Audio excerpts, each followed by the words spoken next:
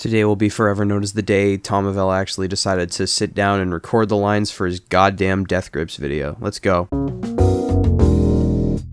When I was a wee lad, I discovered a band called Avella. They were this drum guitar math rock duo from Northern California, and their sound was something entirely new to me. Their intricacies and ability to work off of one another was astounding. They were masters of rock music composition and interplay. If you haven't heard Avella's debut album, Hold Your Horses, or any of their other records, I suggest you go and check them out. Avella was the first noteworthy musical vehicle of its drummer Zach Hill.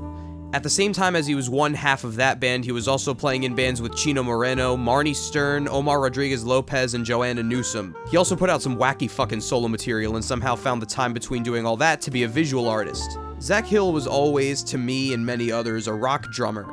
An oddball, but certainly a rock drummer at the end of the day. Imagine my surprise then when he formed a hip-hop group. Death Grips is the combined effort of Zach Hill alongside Andy Morin and Stephen Burnett, or MC Ride if you prefer. In 2011, this group burst onto the scene with an EP and a mixtape called Ex-Military. The mixtape specifically garnered a lot of attention after some glowing reviews in some pretty high-profile music publications. My own experience with Ex-Military came at a pretty interesting point in my journey through music more generally. I was just starting to come around on hip-hop after having previously denounced it as being inferior to my Pink Floyds and my Radioheads and all the metal I was starting to get into. I was kind of stupid. Shabazz Palaces had opened the door for me, and I realized that there was a lot of hip-hop that I was ignoring for no good reason. I was kind of stupid. Despite all this, I wasn't prepared for what Death Grips was about to do to me. Ex-Military opens up with a sample of an interview with Charles Manson, which was an immediate sign to me that this was going to be a different experience. As soon as the beat dropped on Beware, I was sold. It's full of ringing guitars, and there's this hypnotic drum groove that keeps everything together. Production-wise, I knew I was in for a treat. But wait a minute, the rapping hasn't even started yet. I kept listening. My first time at the Ride rodeo was not typical. Most people first hear Ride on Guillotine or The Fever or Tachyon.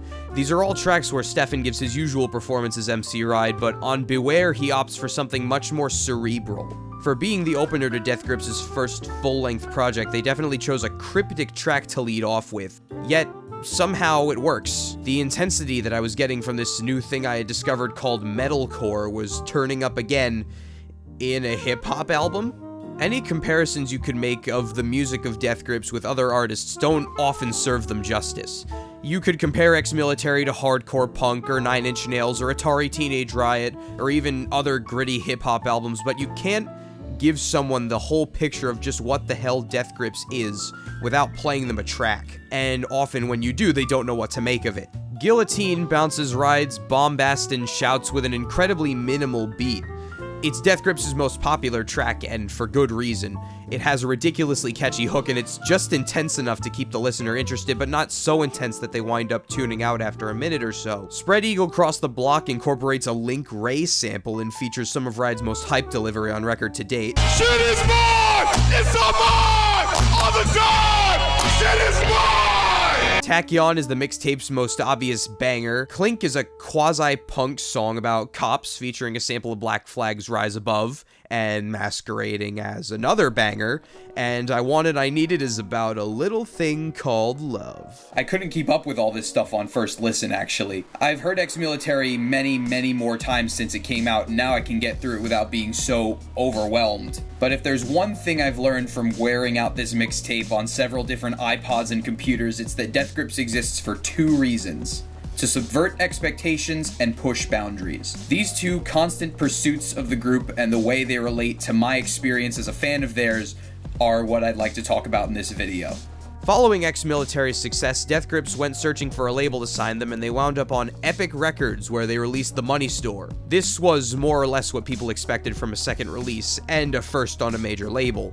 The production was more intricate, the pacing was tighter and more focused, and it just wound up being a better project for all those reasons. This is, by the way, what I consider to be Death Grips' best work to date, and it's an album I consider to be as close to perfection as the group has ever come. I picked up The Money Store on Record Store Day 2012 in advance of the album's full release, and I was beyond hyped. I listened to Ex-Military while I waited in line outside my local record shop, and when I finally got my hands on the album and played it, it took me for an even crazier ride than Ex-Military ever could. It also had boobs on the cover, and that made my mom upset. Sorry about that. There's probably not a track on the Money Store that I would call a weak link. Each one of them has a distinct sound, they're all memorable, and Ride is more energized than ever, track for track for track.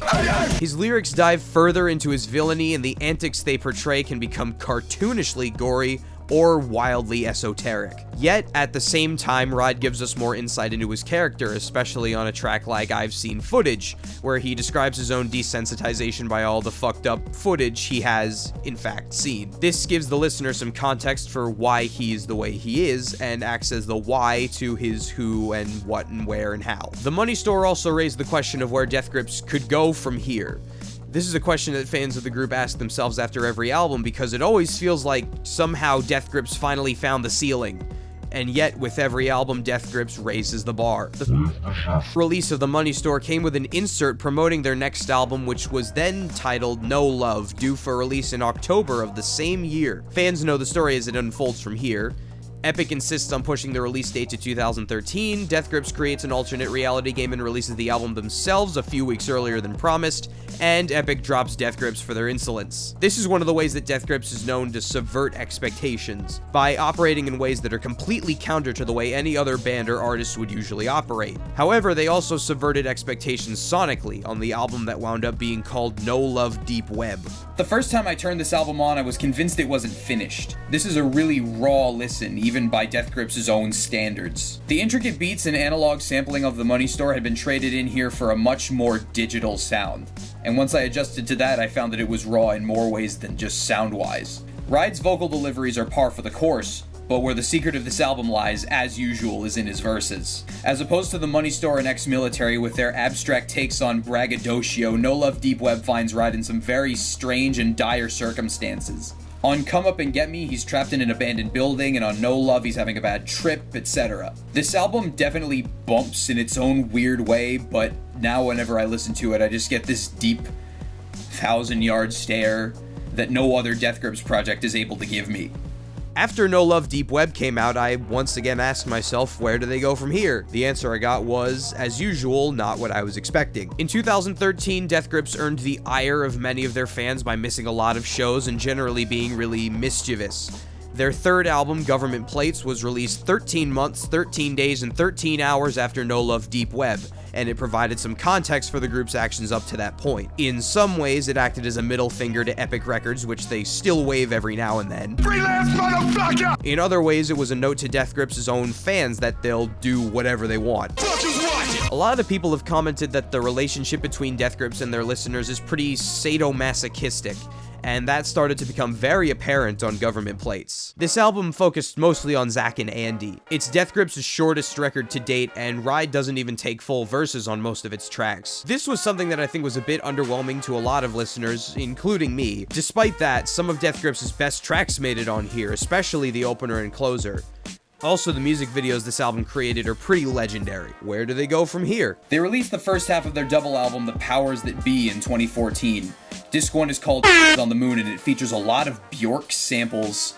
This is Death Grips at their glitchiest and most esoteric. Ride's bragging from earlier releases continues to turn into ramblings about psychotic episodes and drug trips and sex and the persistent looming of death that's always in the background. As the music has evolved, so Ride has devolved. That's a terrible sentence, but anyway. Death Grips hasn't done too many interviews, but arguably their most famous one was with Pitchfork right after the release of No Love Deep Web. In it, they mentioned that they're always trying to move forward and upwards as a group rather than laterally. We're not in the lateral movement, you know what I mean? Just stepping side to side. We want to move forward, make things better. So if it's just a side-to-side thing just to do it, we don't see any point in that. They're always trying to outdo themselves, and after the first disc of this double album was released, that was unbearably clear. I remember listening to this for the first time and thinking that if this was what disc 1 sounded like, disc 2 is probably gonna fuck my face off. Where do they go from here? The wait for disc 2 of The Powers That Be, Jenny Death, was excruciating. A month after disc 1 was released, Death Grips announced their disbandment on a napkin, saying that Jenny Death would still come out, but that Death Grips was, quote, at their best, over, and they had officially stopped. In the interim, they released a surprise instrumental album and a music video for Inanimate Sensation. The sadomasochistic relationship between Death Grips and its fans seemed to be in full effect, as the group appeared to be trying everyone's patience with how long it would take to just fucking drop already. A Twitter account suspected as being operated by them said they were going on tour, they never actually broke up, and a whole bunch of other shit that was hard to verify at the time. The anticipation that had been building for what felt like ages was finally swept away when the group announced that Jenny Death would be out on March 31st, 2015. The powers that be, and specifically Jenny Death, is for me the moment that Death Grips had been leading up to ever since they started.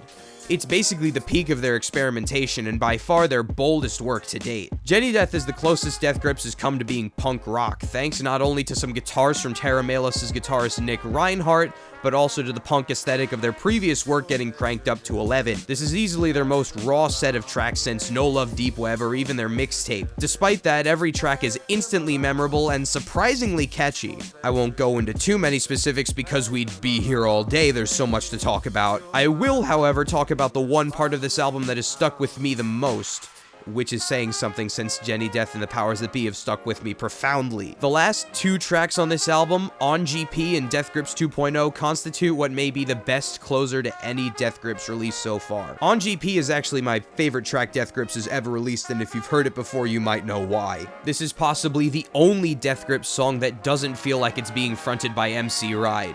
When I read these lyrics and when I hear them delivered, I hear Stephen Burnett. I'm not going to say too much other than that, but I'll provide a link to the Genius page of the song in the description for your reading and listening pleasure. Needless to say, for anyone who knows the song, it puts a lump in my throat every time I hear it, and I usually wind up spending the entirety of Death Grips 2.0 contemplating what Death Grips have become and what they'll become in the future. The way I read the end of The Powers That Be is generally the same way that everybody else reads it. I tend to view the title Death Grips 2.0 as a sign that this is the end of Death Grips' phase 1, as it were. Could it be that Death Grips is over really just meant that they're moving beyond themselves into another plane of I don't fucking... Where do they go from here? Bottomless Pit was released in May of this year. The launch of this newest album of theirs is probably the most standard album launch Death Grips has had since their days on Epic. They announced they were releasing an album, launched a pre-release track, posted the artwork and track listing, and then gave a release date, and there were no hiccups. As far as the sound of the record itself is concerned, the punk influence is still strong. One of the first standout sounds on the album is Zach's blast beat on Giving Bad People Good Ideas. By the way, what the fuck is that music video about? Yet this album also contains callbacks to every era of Death Grips' short career. We get some of Ride's most straightforward bars since The Money Store on songs like Eh or Trash. Hothead is reminiscent of the digital hardcore vibe of No Love Deep Web or Government Plates, and Three Bedrooms in a Good Neighborhood or BB Poison wouldn't sound too out of place on Jenny Death. I'd talk more about Bottomless Pit, but it's only a few months old at this point, and I haven't really had time to sit with it as much as I have every other Death Grips album, but that doesn't mean that I don't highly recommend it. I do think it's probably one of their best albums, so you should go and listen to it right now. It's pretty clear that Death Grips are one of the most polarizing music groups to hit it big in a really long time. Most people either love them or hate them, and either reaction is completely understandable. They exist on this outer fringe of experimental music that very few artists have found themselves belonging to. Sure, they kind of had the road paved for them years earlier by Godflesh or Saul Williams or Atari Teenage Riot or Blackie and plenty of other artists, but for some reason, they've come out on top. They've influenced the sounds of records by Kanye West and David Bowie, and they count Tyler, the Creator, Eric Andre, Iggy Pop, Robert Pattinson, and Bjork among their fans. The reasons for how or why they blew up are beyond me, but I feel like it might have something to do with those 2 points I brought up at the start. Even people who don't care much for Death Grips have to admit that they're serving a necessary function in hip-hop. They're easily the most popular group in this genre that's actively pushing its boundaries in this way at all times. Whether it be in their music itself or even in the way they deal with the press and their fans, they've consistently busted some of the most left-field moves of any music group this decade. It's the reason why they're the one hip-hop group in your local metalheads collection. Somehow, Death Grips managed to eliminate any expectations that anyone ever had for them, and this allowed them to transcend the boundaries of their medium. Okay, that might be the most pretentious thing I've ever said, but the point still stands. Death Grips is important and very necessary.